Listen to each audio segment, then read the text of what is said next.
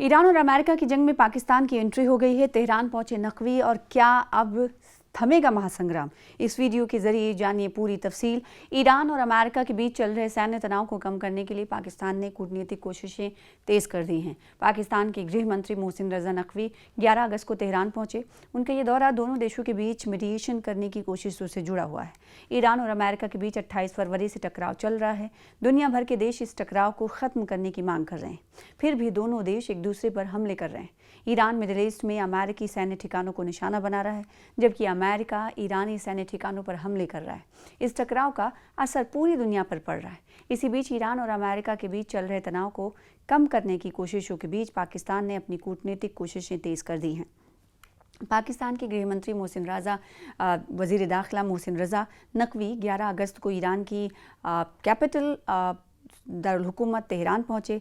Iran की सरकारी समाचार एजेंसी इरना ने एक कूटनीतिक ज़राए के हवाले से बताया कि नकवी ईरानी अधिकारियों के साथ द्विपक्षीय संबंधों और आपसी हित के मुद्दों पर बातचीत करेंगे, लेकिन शुरुआती रिपोर्टें के समय पाकिस्तान या ईरान की ओर से उनकी यात्रा की कोई आधिकारिक पुष्टि नहीं हुई थी। नकवी का ये दौरा ऐसे समय में हो रहा है जब पाकिस्तान, कतर और कुछ अन्य खाड़ी देशों की मदद से अमेरिका और ईरान के बीच मीडिएशन करने की कोशिश कर रहा है। इससे पहले ईरान की गृह मंत्री इस्कंदर मोमिनी ने भी अपने पाकिस्तानी समकक्ष के साथ यानी अपने हममनसब के साथ बातचीत करने के लिए इस्लामाबाद का दौरा किया था। दोनों देशों के बीच इस बातचीत का मकसद मिडिल ईस्ट में बढ़ते मिलिट्री टकराव को कम करना और कूटनीतिक समाधान की संभावनाओं का पता लगाना है।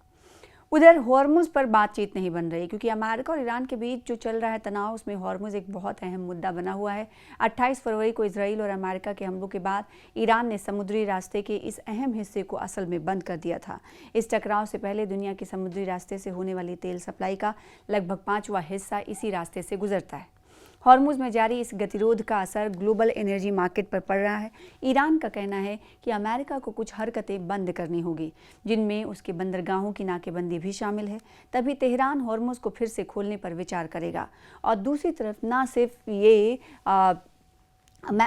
ईरान की तरफ से ऐसी नाकाबंदी की गई है, और बल्कि अमेरिका ने भी यूएस नेवी को लगा रखा है, तैनात कर रखा है। ऐसे में जो जहाज़ जो है, जो शिप्स हैं, जो कारोबारी शिप हैं, वो अगर निकल भी आते हैं इक्का दुक्का करके स्ट्रेट ऑफ हॉर्मुज़ से, तो वो आगे यूएस की नेवी का शिकार बनते हैं या फिर उनके हमले का शिकार बनते हैं। लिहाजा इस वक्त पूरे बैनुल-अक़वामी सतह पर अगर बात की जाए तो कारोबारी इदारे में इसको लेकर कहीं ना कहीं खौफ व हरास लगातार बना हुआ है। इसमें कोई कमी नहीं दिखाई दे रही, क्योंकि दोनों मुल्क इस मुद्दे पर अड़े हुए हैं। तो तीसरी तरफ अमेरिका का कहना है कि हॉर्मुज़ को खोल दे ईरान, इसलिए हम बातचीत करेंगे। और बातचीत के हवाले से कई शर्तें ईरान ने रख दी है। 7 शर्तें भी हालिया दिनों में रखी हैं, जिसमें से एक शर्त ये भी है कि ईरान में जितना नुकसान हुआ है उसे उसकी भरपाई करे। और एक हसासियत खबर और सामने आई थी, जिस पर डोनाल्ड ट्रंप ने कहा था कि मैं अपने अहलकारों को बोलूँगा कि जब वो ईरान के सामने मेज़ पर बैठें बातचीत करने के लिए, तो वो यूएस के मुआवजे की भी बात करें। यानी यूएस भी मुआवजा उनसे तलब करता है, वो इसलिए क्योंकि जिन लोगों के ख़िलाफ़ इस वक्त इंसानियत को तार तार करती हुई जो मुहिम चलाई गई और जितने लोगों की अमवात हुई है, उसको लेकर भी अमेरिका मांग कर रहा है कि मुआवजा दे ईरान। तो ये इस वक्त दोनों मुल्कों के दरमियान चल रहा है। उधर बाबल मंदब में भी हौसियों ने हमला कर दिया है, और ऐसे में टेंशन जो है और बढ़ती हुई दिखाई दे रही है। ईरान की हिमायती हौसियों ने बाबल मंदब स्ट्रेट में एक कमर्शियल जहाज़ को निशाना बनाया है। एहलकारों ने बताया कि जहाज़ पर बैलिस्टिक मिसाइलें दागी गई हैं। हमले में लोगों के हताहत होने की खबरें हैं। हालांकि जो रिपोर्ट्स आई हैं, उनमें मरने वालों की तादाद और पीड़ितों की राष्ट्रीयता के बारे में, यानी किस मुल्क से वो ताल्लुक़ रखते हैं, इसके मामले में अलग अलग जानकारी मिल रही है। हौसियों ने मिसाइलों और ड्रोनों का इस्तेमाल करके रेड सी के बंदरगाह शहर मोचा और मध्य प्रांत मारिब को भी निशाना बनाया है। तो इस वक्त की जो सिचुएशन है, वो कहीं ना कहीं ख़त्म, इस वक्त टेंशन और बढ़ती हुई जा रही है।